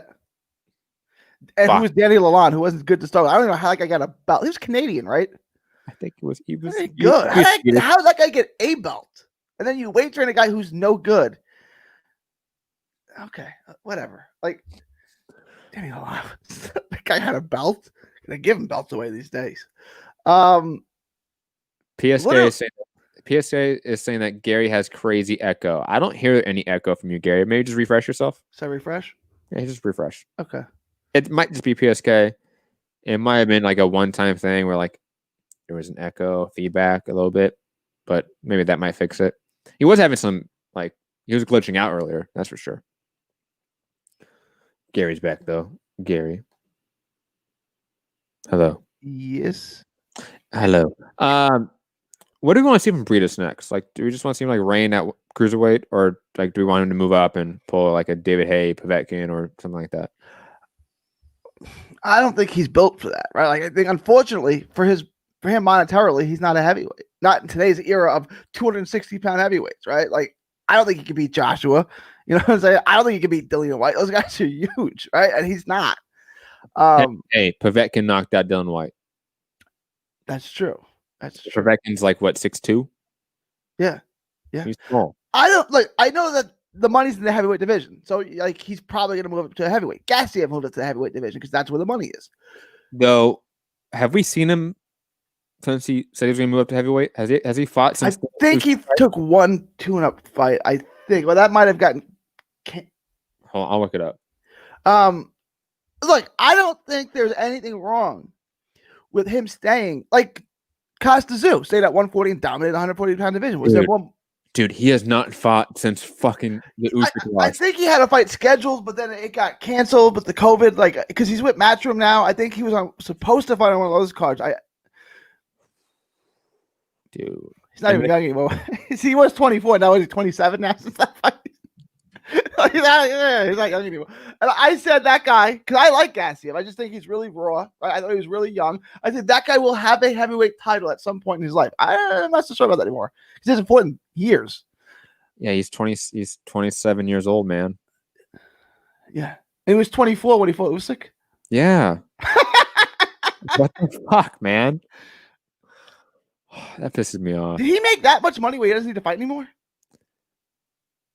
Did you see how the payout for Britas Dorticos? No. I think because John Nash, shout out to John Nash over Bloody Elbow, one of the best reporters in combat sports. Please follow John Nash at Hey Not the Face on Twitter. One of the few that like deals with like the financial side to the industry. But he came out and I think he said that Britas made $4 million in totality for this tournament for this most recent one. Yeah, he got $2 million just for this fight because he won. I want to say Dorticos made like $800,000 for this fight, and in totality made about $2 million. So they're making good money, especially for cruiserweights too, right? Yeah. Like this is a division that historically does not make money ever.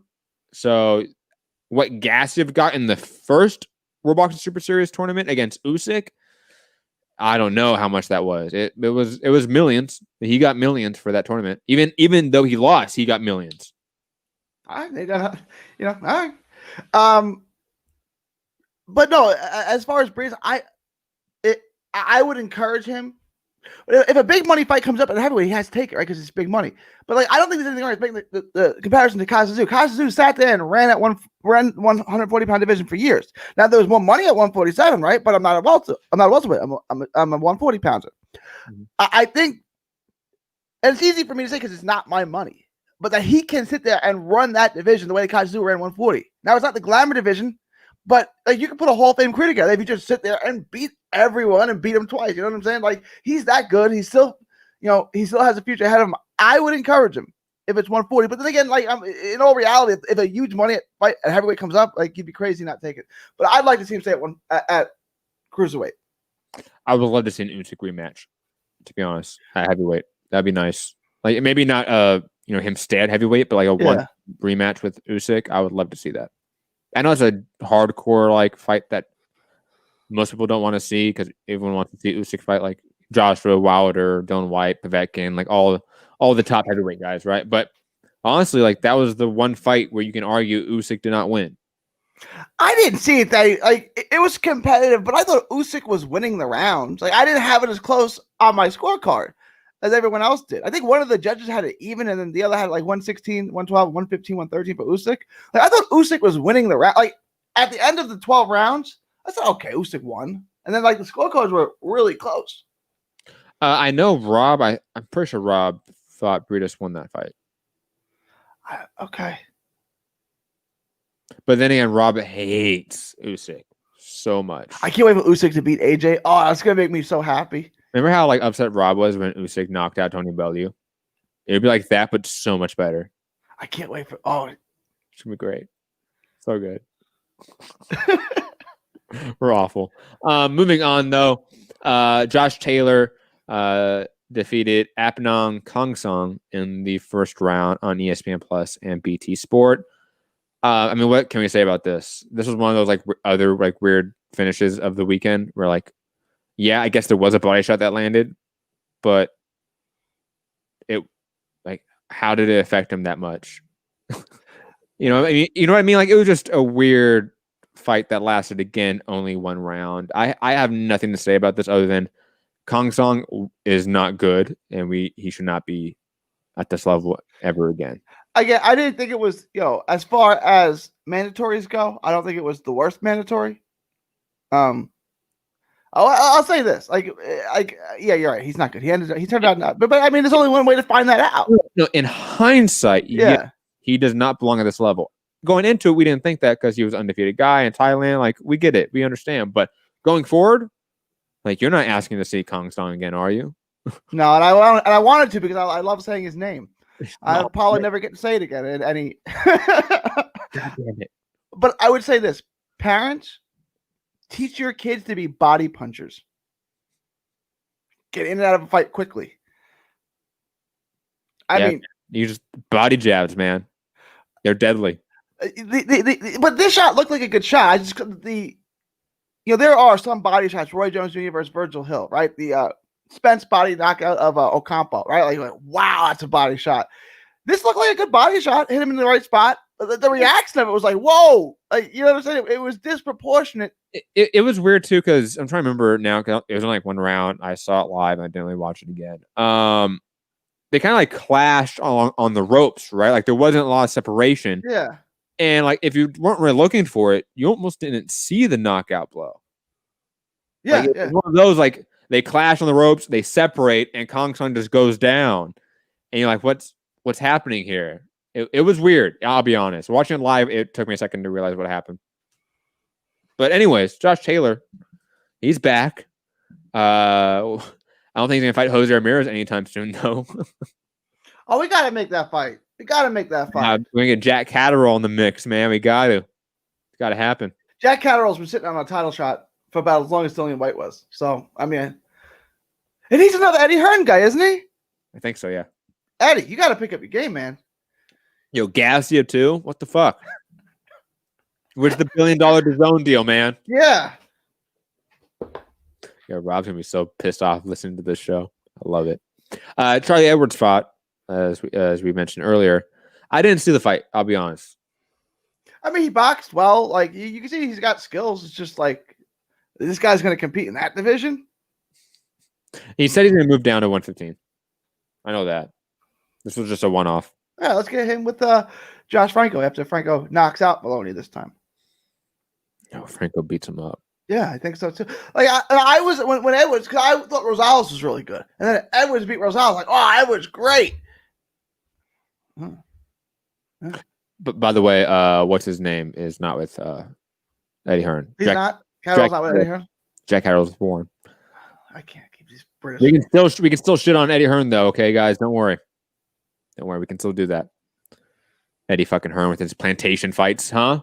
We can still bring that joke up. Rob, some are so mad. I love it. What else do we have? We have Tony Yoko versus Johan Duhapis. That happened.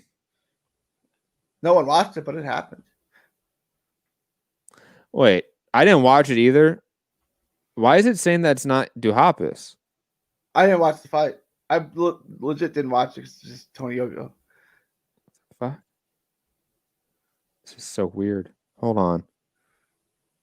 Did anyone watch it? What was it on ESPN Plus? What was it on?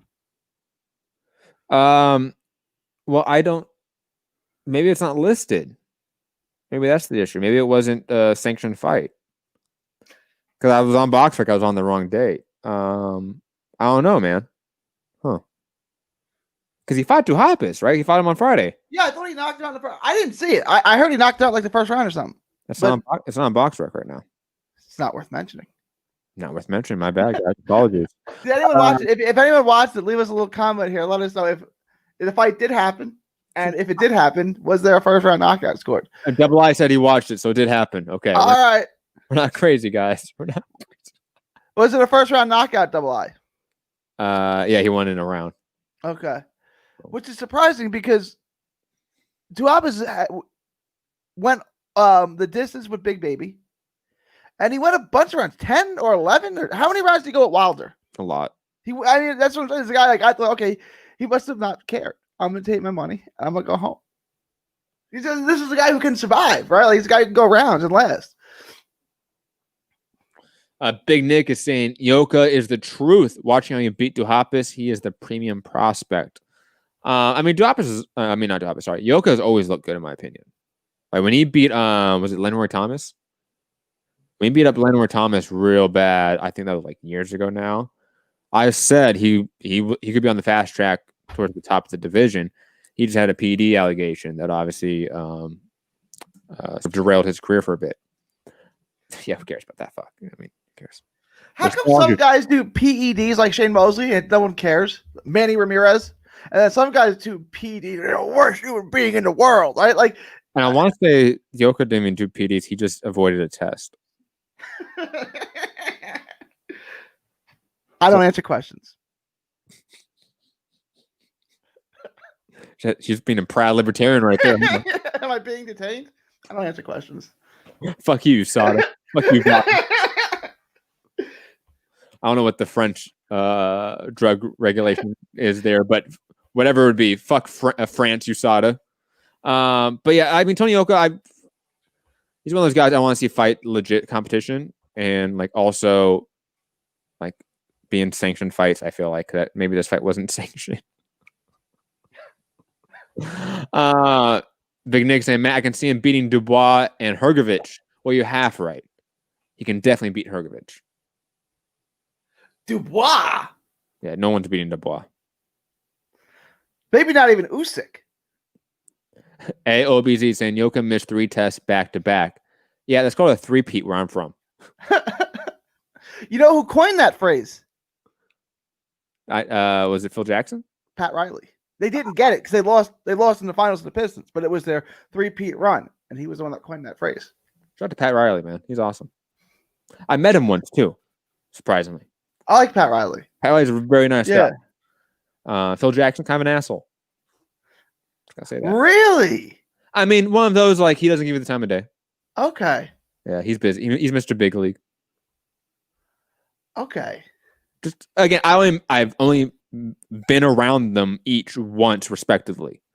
And Pat Riley was when I was like a kid, and Phil Jackson was when I was a kid as well.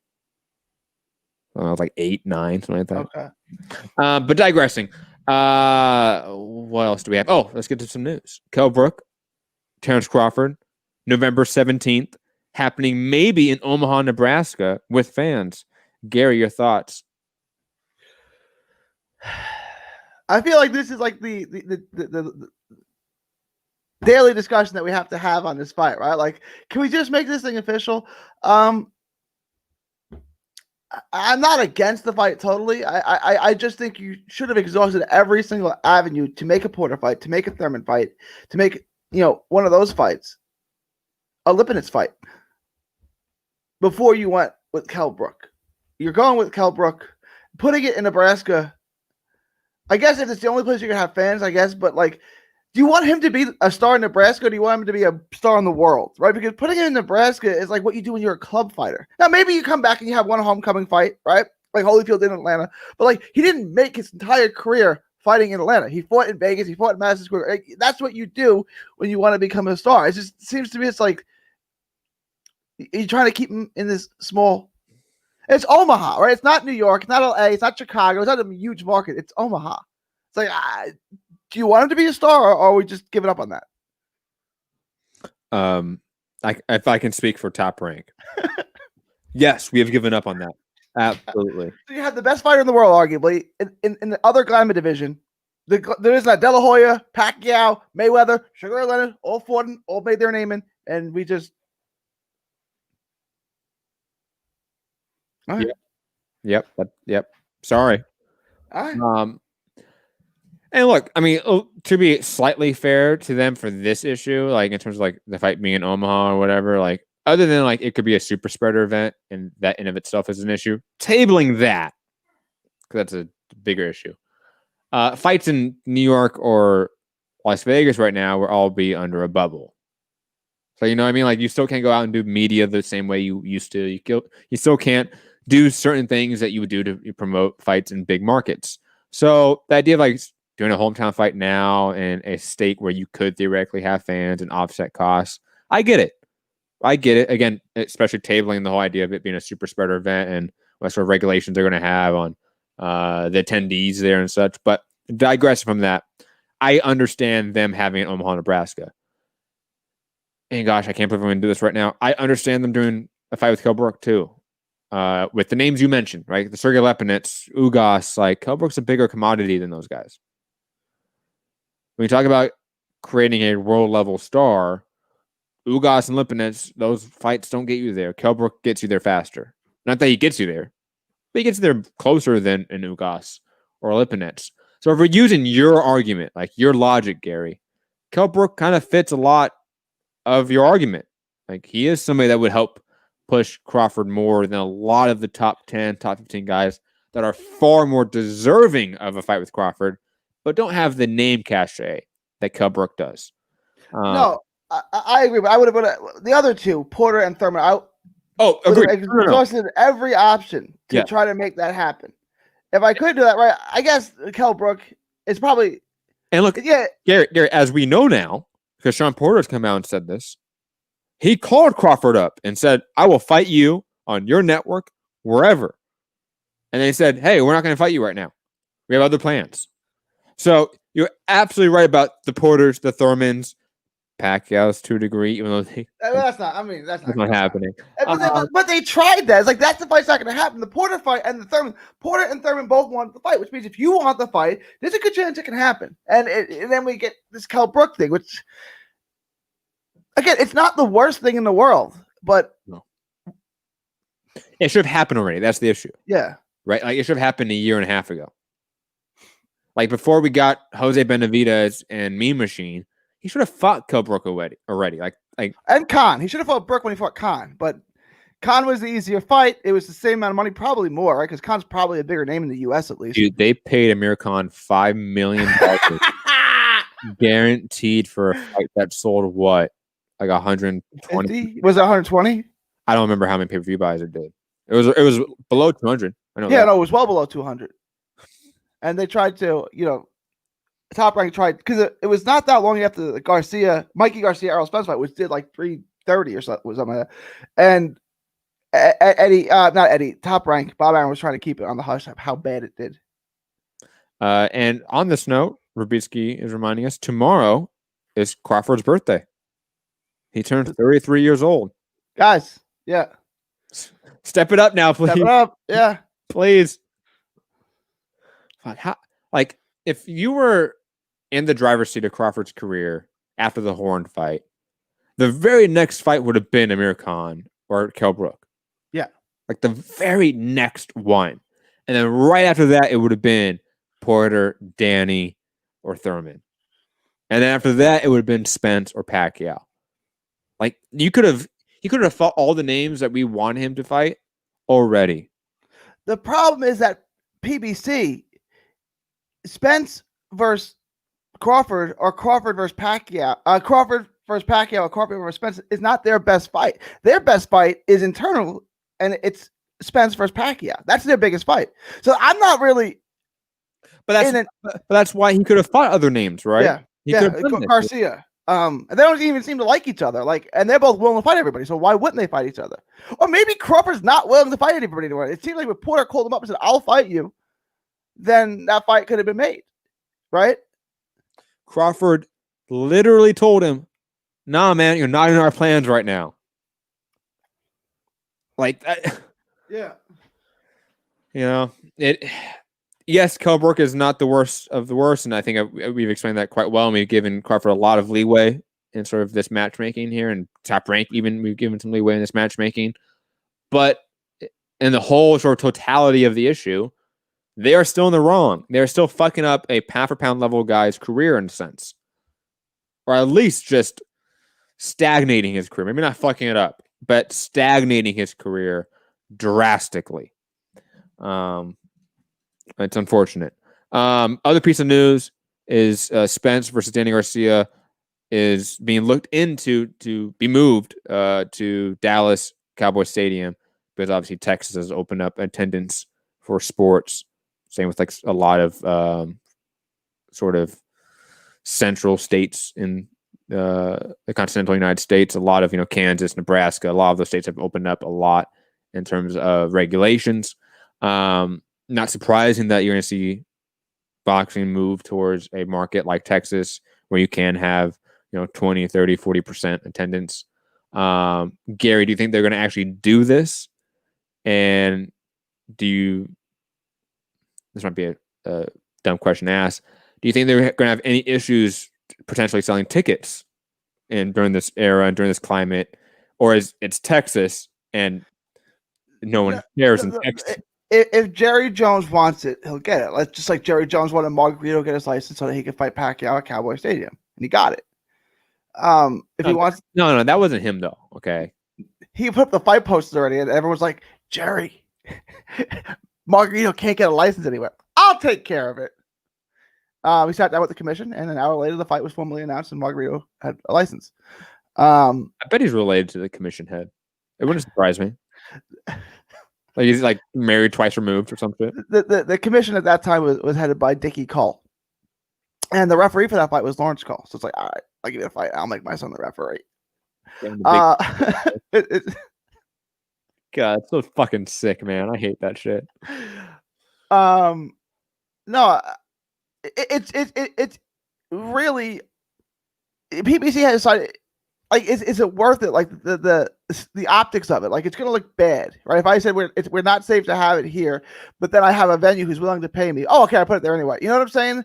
Like, I guess it's boxing. Like if it was basketball, they wouldn't do it, right? But boxing, I don't care. Whatever, we'll just do it anyway. You know, like you think it sells well? Like if they can sell like 20 to 40,000 tickets at Dallas Cowboy Stadium, like the venue for boxing could easily hold 100. You know, you put chairs on the field. So we're looking at like 20,000 people potentially buying. Yeah, it'll sell that.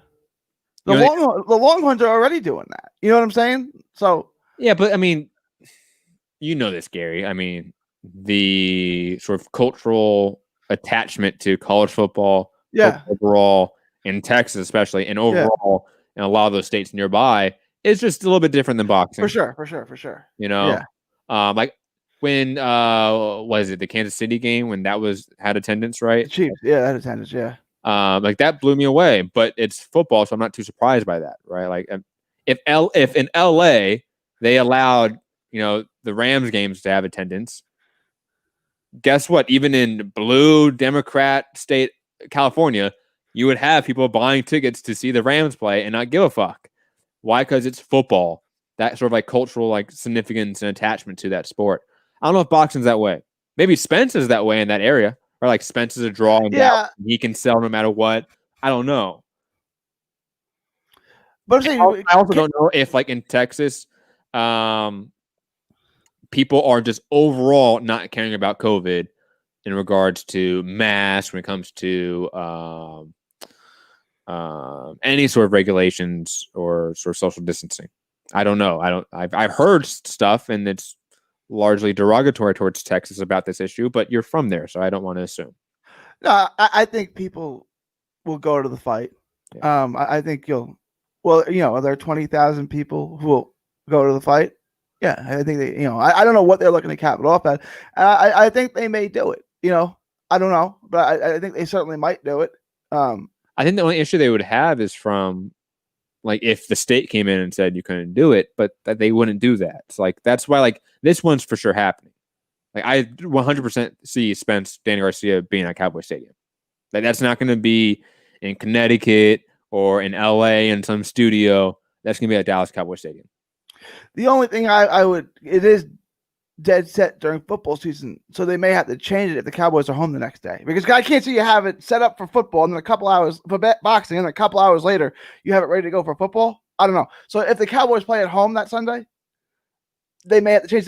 I think they wouldn't have a problem with doing that either if it means they can get a gate. And I think they'd just move the week too if they had to. Right? During the week, they would move the fight. Yeah, that's what I'm saying. Move the fight to another week. Right? That's what I'm saying. Yeah. Yes. I don't think they'd be against that. Yeah. No, absolutely not. And also, if they can do that with Spence Garcia, that's how a Wilder Fury fight gets made. Why don't they just at least, if they're going to have it in Dallas, why not put it in the Cotton Bowl or Globe Life Park? So at least it's outside. The weather's still fine. You can still have outdoor events in Dallas, right? Well, why don't you at least like do that? Like, so you're not putting it inside. The AT&T Stadium has a dome or retractable dome. It's got a retract. Again, it's like opening up your moonroof or sunroof. Are you now outside because you've opened up your sunroof? I mean, not really. I mean, you go into Cowboy Stadium, do you feel like you're inside or outside? Inside. You know what I'm saying? Like the old Texas Stadium used to have a hole in the roof. Does that mean you're outside? You know what I'm saying? I get it. Like what? I mean, you have a warm weather place. You can have a fight in November outside in Texas. It's not a big deal. Like, why not do it? You have the Cotton Bowl, which holds 100,000 people almost. Why not do it there? Or Globe Life Park. which is brand new stadium. They haven't had anything there yet. They're gonna have the World Series there, right? But like, cause the Rangers didn't play there, so they have the brand new stadium there. Why not have it outside? I get Cowboy Stadium has all the. Do you know? Is there any connection with the owners of AT&T Stadium and Globe Life Stadium and all these stadiums? Is there any connection, or are they all competing? Sort of. No, they're all competing entities. Okay. Then you might get a bidding war. I mean, you can do that. If I'm Al Heyman, I'm doing that. And the Cotton Bowl is literally in the city of Dallas, right? So there's all those things to do around. Whereas AT&T Stadium's in Arlington, right? And there's the like that's where the ballparks are, and the Six Flags, but that's closed. So, like, I mean, you're not like there's nothing to do in Arlington. Like, did you see that? A little bit unrelated. Did you see that Disney was trying to lobby to the California governor Gavin Newsom to reopen Disneyland in California? Like, how they're not gonna get away with that. I'm sorry, Disney. Sorry, back to your point. Is the one in Florida open again? It is, right? It is, but that's Florida. SeaWorld's open in San Diego. Is it? Wait, maybe not. SeaWorld in San Antonio is open. I don't know why I thought that was San Diego. I don't know. Scratch that. Dude, I'm so pissed because I bought year passes to Knott's Berry Farm, which is a theme park in LA that's better than Disneyland in my opinion. From me and my kid, right, for 2020. Fucking COVID had to hit, man. But you got your money back, right? Yeah, but I just haven't. Okay, you haven't gone. Yeah. That's a process I don't want to actually go through right now. Yeah. Hassle. But digressing, what else do we have? Oscar Valdez, Miguel Berchelt is being planned by Top Rank. We've known that. That's about it for news and fights to be reviewed today, guys. Gary, final thoughts, man. Let's get out of here. Again, the Texas takeover this weekend. It's a great week for boxing. Great week for Texas. Texas Ranger season is now over officially. That's a good thing. And I didn't watch the Cowboy game to come to the show, so I'm gonna go watch that now. From Texas. Oh, find me on all forms of social media, 3D Boxing, 3D Boxing blog. From Texas to the world. Thank you, and God bless. And me and Foo should be back with a General Strike podcast. Most likely not today, but because like Foo hasn't hit me up. But like tomorrow, Tuesday, look out for that. I'm literally finishing up the very last chapters of this book to get done with the research for the next documentary episode. I'm sorry it's taken so long, but if you can see the notes in this book, you would understand why it's taking me this long. I apologize. What else? What other sort of housekeeping items? I will be back hopefully in the next day or two with Anthony Walker to talk about UFC and MMA content. I just rely on Anthony Walker having free time. And me and Gary should be back relatively soon. Wednesday, Thursday, expect a show to preview this upcoming weekend's fights, present whatever news has been out there as well. And all the like, guys. Go patreon.com/Mixed Combat Radio to help support the channel in any financial way. Hit the like button, share the show, subscribe, all that fun stuff. Make sure you check out Rob's new channel, UK Rob Boxing, as well. Subscribe there, and make sure you subscribe to Trending Now Network as well to get all of our political content from me and Foogatti, and also Gary. Gary jumped in and debated libertarianism with me the other day, and that was a lot of fun. Go check out that video. And that's it for MCR. Find me, Matt Hunter, MCR on all social media platforms. And like I said, you know what to do. Hit the like button, share the show, and have a great day, and stay safe. Peace.